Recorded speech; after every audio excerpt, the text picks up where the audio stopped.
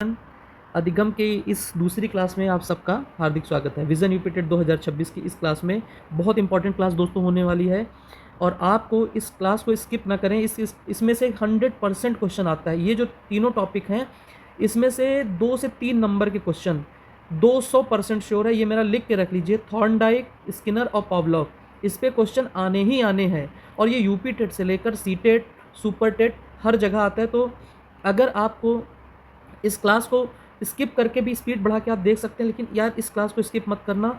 इस तरीके से मैं ये चीज़ एक्सप्लेन कर दूंगा कि आपको ये तीनों सिद्धांत एकदम दिमाग में बैठ जाएगा और आपको कभी भूलेगा नहीं। तो अधिगम देखिए, अधिगम का मतलब क्या होता है दोस्तों? सीखना। ठीक है, अधिगम मतलब क्या होता है? सीखना। और सीखने के लिए जो हमारे मनोवैज्ञानिक थे या क्या कहते हैं, जो भी साइकोलॉजिस्ट थे, इन्होंने एक मनोविज्ञानी थे, इन्होंने अपने तरीके बनाए, अपने एक्सपेरिमेंट किया, अपनी रिसर्च की और कैसे अधिगम अच्छे से अच्छा, सरल, प्रभावशाली और दूरगामी हो सकता है, उसके लिए कुछ सिद्धांत और नियम बनाए। तो अब इसको सिद्धांत देने वाले जो थे, आपको मैंने पहले की पुरानी क्लासेस में व्यवहारवाद क्या होता है, संज्ञानात्मक क्या होता है, क्षेत्र संगठनात्मक सिद्धांत क्या होता है, संरचनावाद क्या होता है, इस सब की पूरी एक डिटेल क्लास थी। लेकिन अधिगम के जो सिद्धांत है कि अधिगम किस तरह से अच्छा हो सकता है, उसके लिए 2 सेक्शन में इसको डिवाइड किया गया है, व्यवहारवाद अधिगम सिद्धांत और ज्ञानात्मक। तो आज की क्लास में हम पढ़ेंगे व्यवहारवाद अधिगम सिद्धांत। अब व्यवहारवादी कौन थे? देखिए, व्यवहारवादी थे वाटसन, थॉर्नडाइक। कौन कौन थे? वाटसन, थॉर्नडाइक, पावलोव और स्किनर। तो आज हम टीपीएस के बारे में पढ़ेंगे। टीपीएस, थॉर्नडाइक, पावलोव और स्किनर। अब देखिए, बहुत इंटरेस्टिंग चीज़ है कि इन्होंने, व्यवहारवादियों थे, तो इन्होंने जो सीखने का तरीका था वो किस तरह से व्यवहार में लाया जाता है उसको इन्होंने एक्सप्लेन किया है। तो व्यवहारवादी सिद्धांतों में थॉर्नडाइक, पावलोव, स्किनर आदि के सिद्धांत प्रमुख है। और संज्ञानात्मक में कौन आता है? कोहलर, लेनिन, पियाजे और आदि के सिद्धांत आते हैं। तो सबसे पहले थॉर्नडाइक। देखिए, जो ये टीपीएस हैं, कौन कौन भाई? थॉर्नडाइक, पावलोव और स्किनर, ये तीनों व्यवहारवादी हैं। क्या है? व्यवहारवादी। व्यवहारवादी, इनको बोलते हैं टीपीएस। ठीक। और व्यवहारवादी जो टीपीएस सिद्धांत है हमारा, इसमें इन तीनों ने जो एक्सपेरिमेंट किया है, देखिए टीपीएस, इन्होंने कैट पे किया, इन्होंने डॉग पे किया। टीपीएस, कैट, डॉग और रैट, तीनों एक दूसरे के दुश्मन हैं। ठीक है, तो तीनों ही व्यवहारवादियों ने, थॉर्नडाइक ने सेलेक्ट किया बिल्ली को, पावलो, पमेलियन कुत्ता आता है, पास से पावलो, पास से पमेलियन, ऐसे याद कर लीजिएगा, पमेलियन कुत्ते ने। और स्किनर, स्किनर मतलब रैट, चूहा। एक स्टुअर्ट पिक्चर अगर आप लोगों ने देखी हो स्टुअर्ट लिटिल की, तो एस से स्किनर, एस से स्टुअर्ट लिटिल, और वो सफ़ेद चूहा था। तो सफ़ेद चूहे पे इन्होंने, स्किनर ने एक्सपेरिमेंट किया था, तो ऐसे आप उसको याद कर सकते हैं, स्टुअर्ट लिटिल पे एक्सपेरिमेंट किया था। ठीक है, तो थॉर्नडाइक कैट पे, पावलोव ने कुत्ते पे, पमेलियन कुत्ता, और स्टुअर्ट लिटिल, स्किनर क्या कहते हैं? चूहे पे। ठीक, और तीनों एक दूसरे के दुश्मन है। कुत्ता बिल्ली को दौड़ाता है और बिल्ली चूहे को दौड़ाती है। तो व्यवहारवादियों ने कौन कौन से जानवर सेलेक्ट किए थे? बिल्ली, कुत्ता और चूहा। इतना तो याद हो गया। पावलोव ने क्या किया था? पमेलियन कुत्ता सेलेक्ट किया था। ऐसे दिमाग में आप याद कर सकते हैं। और स्किनर ने स्टुअर्ट लिटिल को, स्टुअर्ट लिटिल क्या था? एक पिक्चर आई थी सफ़ेद चूहा, बहुत मज़ेदार पिक्चर है, जिसने ना देखी हो तो देख लेना। तो इन्होंने एक्सपेरिमेंट किया था। अब थॉर्नडाइक के जो इस सिद्धांत को, जो थॉर्नडाइक का सिद्धांत है, इसको हम त्रुटि, ट्रायल एंड एरर मेथड बोलते हैं। त्रुटि, ट्रायल एंड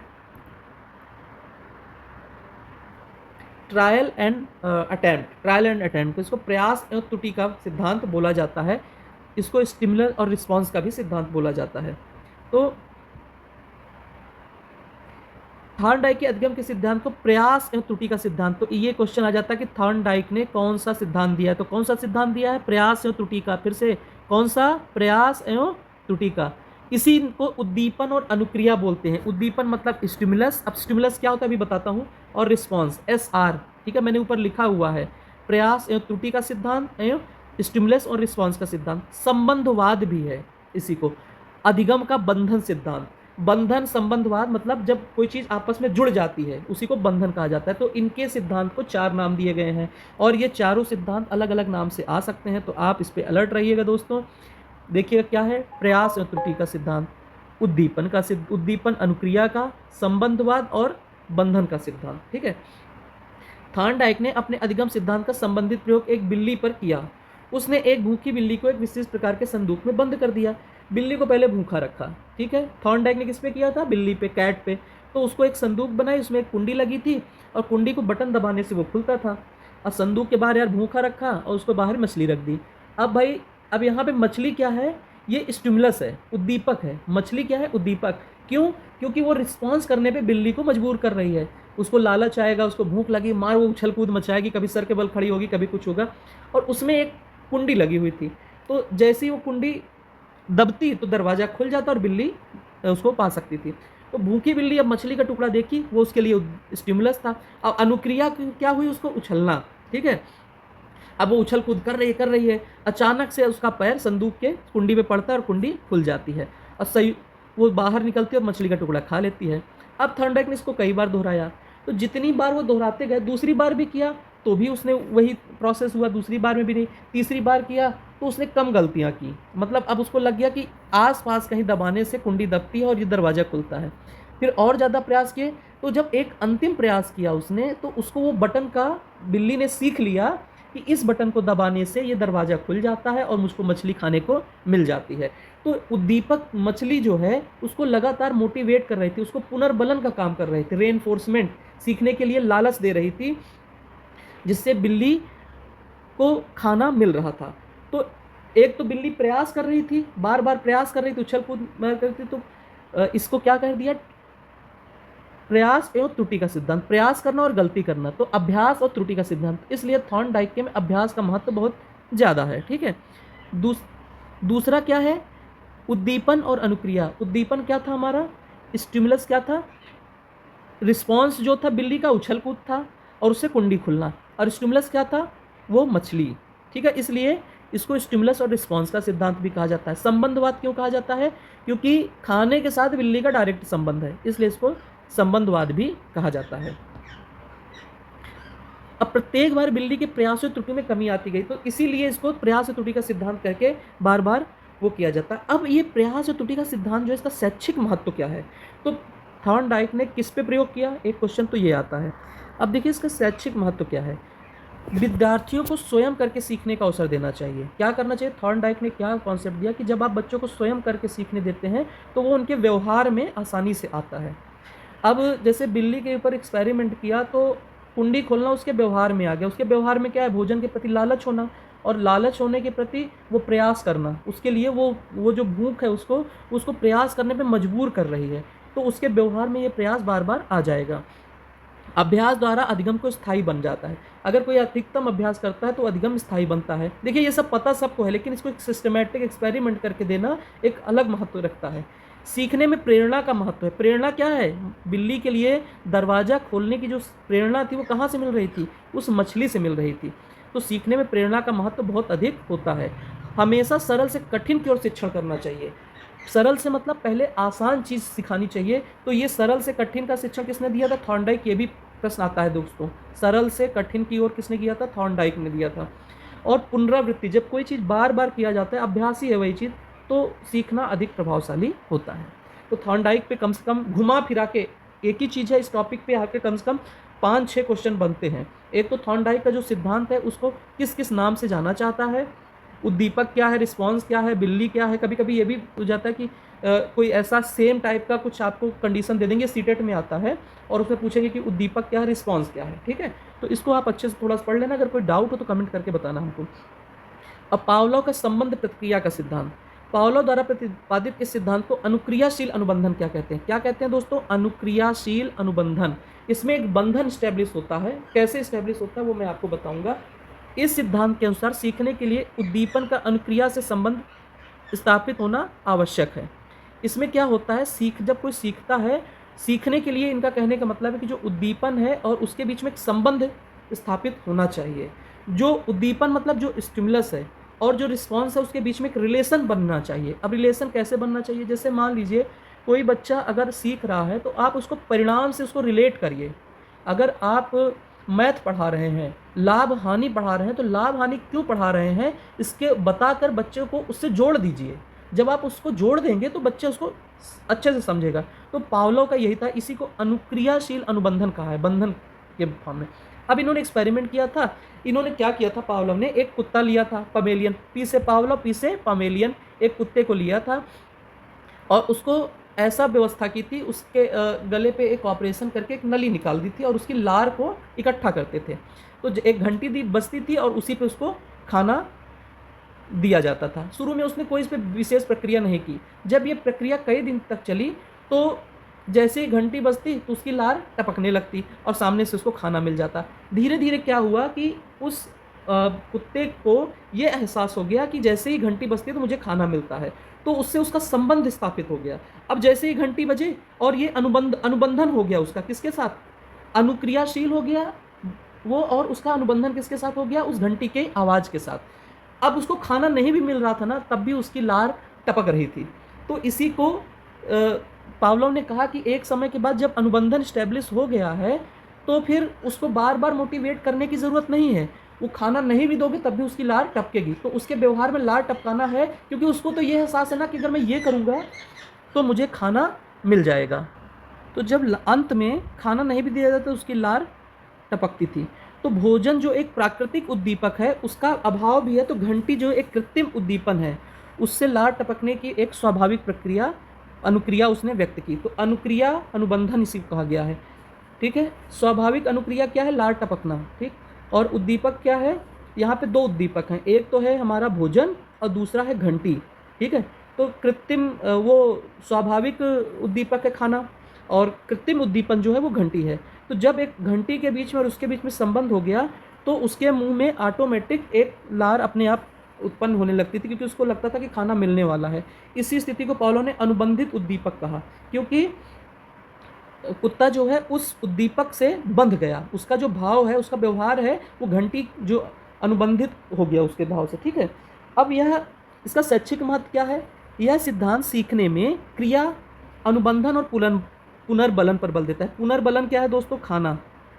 देखिए इन तीनों ने जो किया है, जानवरों पे जो भी एक्सपेरिमेंट किया है उसमें पुनर्बलन जो है वो भोजन के रूप में यूज़ किया गया है, क्योंकि भोजन एक सबसे आसान, जानवरों के लिए खाना ही सब कुछ है। उनका जो जीवन है वो खाने पे ही है। वो इंसान तो है नहीं कि उनको अच्छा पहनने के लिए दे दो, कोई मतलब नहीं है। उनका सबसे बढ़िया क्या है कि उनको पुनर्बलन एक भोजन ही है सिखाने के लिए, इसीलिए सबने भोजन का ही प्रयोग किया था।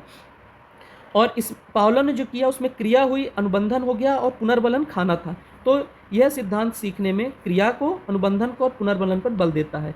यह सिद्धांत विषयों के शिक्षण में शिक्षण साधनों के प्रयोग और अनुशासन स्थापित करने में पुरस्कार और दंड के प्रयोग पर बल देता है। देखिए पुरस्कार और दंड को भी ये सही ठहराता है कि अगर बच्चा, और अनुशासन पे भी, जैसे अनुशासन क्या था कि कुत्ते को हमेशा एक तय समय पे घंटी बजते ही खाना दिया जाता था, तो ये अनुशासन था।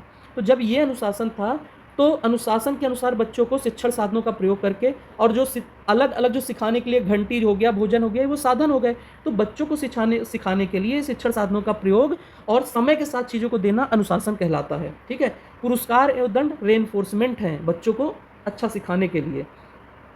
शास्त्रीय अनुबंधन भी इसी को कहा जाता है, क्लासिकल कंडीशनिंग। क्या कहा जाता है दोस्तों, क्लासिकल कंडीशनिंग। शास्त्रीय अनुबंधन द्वारा बच्चों को बुरी आदतों को अच्छी आदतों में प्रतिस्थापित किया जा सकता है और भय एवं अनेक मानसिक रोगों को दूर किया जा सकता है। इस सिद्धांत द्वारा बच्चों का सामाजिकरण आसानी से किया जा सकता है। तो इस सिद्धांत से बच्चों को सामाजिकरण बच्चों का किया जा सकता है, बच्चों को समाज से जोड़ा जा सकता है। तो ये आ सकता है कि किस सिद्धांत बच्चों को समाज से जोड़ने का कार्य करता है। शास्त्रीय अनुबंधन किसको कहते हैं, अनुक्रिया अनुशील अनुबंधन किसे कहते हैं, तो इसमें आपको पावलोव का नाम लिखना है। ध्यान रखिएगा दोस्तों थोड़ा सा एक बार, शास्त्रीय अनुबंधन और अनुक्रिया अनुशील अनुबंधन, अनुबंधित उद्दीपक इसी को कहा गया है। तो इस चीज़ का आप ध्यान रखिएगा। अच्छा, तीनों जो है वो पुनर्बलन की तीनों को आवश्यकता है। ठीक है, अब आते हैं स्किनर। स्किनर ने किस पे किया था, पिक्चर आई थी दोस्तों स्टुअर्ट लिटिल की।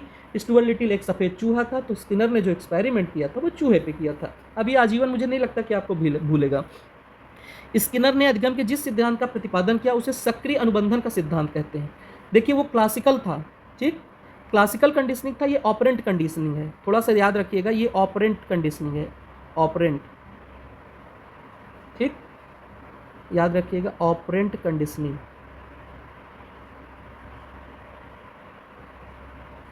ठीक, ऑपरेंट कंडीशनिंग है। ओके, और स्किनर ने अधिगम के जिस सिद्धांत का प्रतिपादन किया उसे सक्रिय अनुबंधन का सिद्धांत कहा जाता है। ठीक, सक्रिय मतलब ऑपरेंट और अनुबंधन का कंडीशनिंग, अनुबंधन मतलब कंडीशनिंग का सिद्धांत। सक्रिय अनुबंधन से अभिप्राय एक ऐसी अधिगम प्रक्रिया है जिसके द्वारा सक्रिय व्यवहार को सुदृढ़ीकरण पुनर्बलन द्वारा पर्याप्त बल मिल जाता है। इसमें जैसे कोई सक्रिय व्यवहार है, जैसे चूहे का सक्रिय व्यवहार क्या है, खाना खाना, और उसमें आप बार बार पुनर्बलन करते हैं तो उसमें उस पुनर्बलन के माध्यम से उसका वो व्यवहार सुदृढ़ीकरण मतलब कि सुदृढ़ीकरण उसमें होगा। इन्होंने एक एक्सपेरिमेंट किया था, एक बॉक्स का यूज़ किया था, उसमें एक लीवर लगा दिया था और सामने एक उसमें भोजन रख दिया था। तो जब लीवर पे पैर दबता था तो वो खुल जाता था और उसको भोजन मिल जाता था। तो इसी तरह से जो सुदृढ़ीकरण, उसको जो लीवर खोलने का सुदृढ़ीकरण सीखने की यह प्रक्रिया जो है, ये पुनर्बलन भोजन के रूप में उपस्थित था, जिससे उसको पर्याप्त बल मिलता था सीखने के लिए और बार बार पुनरावृत्ति से वो सीख सकता था। देखिए तीनों आपको लगेगा ना कि सेम चीज़ है। देखिए तीनों में खाना यूज हुआ है, तीनों में जानवर यूज हुए हैं और तीनों ने भूखा रखा है तभी वो सीख पाया है, लेकिन थोड़ा सा अंतर है दोस्तों। लेकिन चूंकि सेम आपको इसलिए लग रहा है क्योंकि ये व्यवहारवादी थे ना, तो व्यवहार में चीज़ें तभी आती थी जब व्यवहार में कोई चीज़ परमानेंट तभी होगी जब एकदम कोई सीखने के लिए तत्पर हो, और जानवर जो है वो खाने के लिए ही तत्पर रहते हैं। तो इस सिद्धांत को साधनात्मक अनुबंधन या क्रिया प्रसूत अनुबंधन कहा गया। देखिए याद रखिएगा, क्रिया प्रसूत अनुबंधन या साधनात्मक अनुबंधन, इस पे से क्वेश्चन आता है। स्किनर ने S for Skinner, S for साधनात्मक क्रिया प्रसूत अनुबंधन। तो साधनात्मक अनुबंधन, ऑपरेंट कंडीशनिंग, ये तीनों नाम, इसको एक और लिख लीजिए आप, ऑपरेंट कंडीशनिंग, ऑपरेंट कंडीशनिंग,